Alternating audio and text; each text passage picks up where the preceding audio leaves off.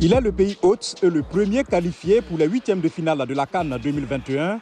Le Cameroun aligne sa deuxième victoire dans la poule A en écrasant l'Éthiopie 4-1 et arrache ainsi son ticket pour le tour suivant.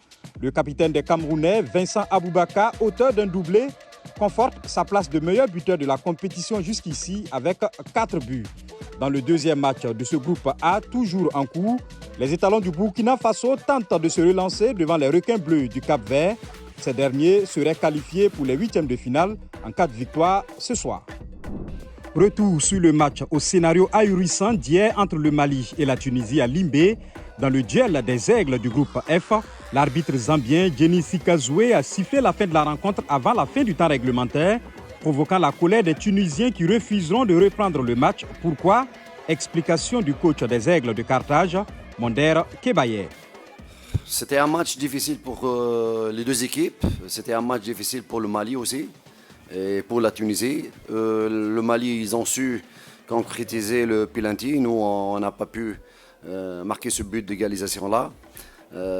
Ils sifflent la fin du match. Ils nous demandent d'aller au vestiaire. Tous les joueurs ils font le bain de glace pendant 35 minutes. Et après, il vient et il nous demande de revenir sur terrain. Il siffle à la 89e minute. Ça, je n'arrive pas à comprendre ça. En premier temps, il siffle à la 85e minute. Ça fait presque 30 ans que je suis dans ce domaine et je n'ai jamais vu une situation pareille.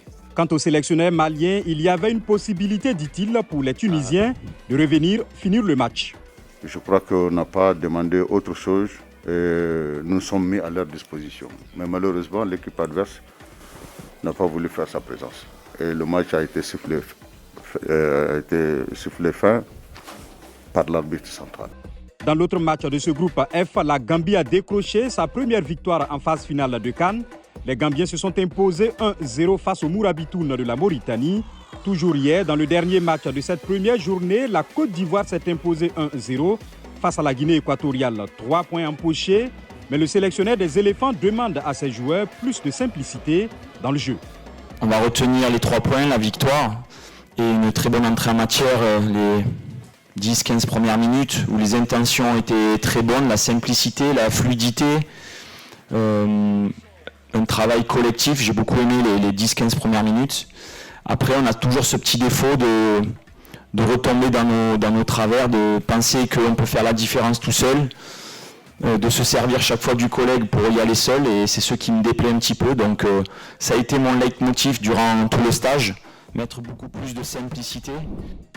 4 matchs au programme demain. Les groupes B et F effectuent leur deuxième sortie. Duel ouest-africain entre le Sénégal et la Guinée, qui se disputent une qualification pour les huitièmes et une éventuelle première place du groupe. Dans l'autre match de cette poule B, battus lors de leur première sortie, Malawites et Zimbabwéens voudront se relancer.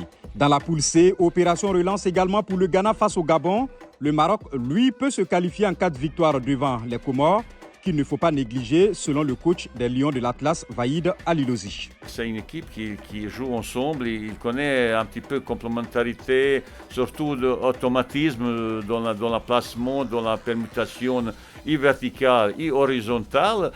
Et bien, si on n'est pas en place, si tout le monde donne son maximum, et défensivement, facilement, on peut avoir surprise qu'on n'a pas beaucoup apprécié.